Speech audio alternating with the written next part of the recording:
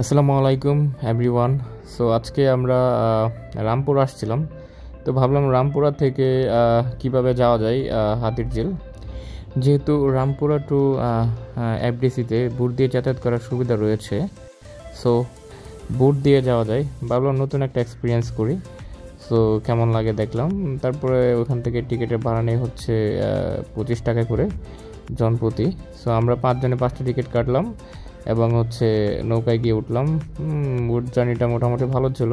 আমরা গল্প করতে করতে হচ্ছে চলে গেলাম, বেশিক্ষণ লাগেনি। তো এর মধ্যে হচ্ছে আমরা একটা দাওয়াতে গেছিলাম, যেহেতু ওখান থেকে একটা পান পকেটে করে নিয়ে আসছিলাম। সো এটা এখন আনবক্সিং করা হচ্ছে। কাজু ভাই হচ্ছে এটা আনবক্সিং করে। তো মিষ্টি পান ছিল, মোটামুটি ভালো ছিল।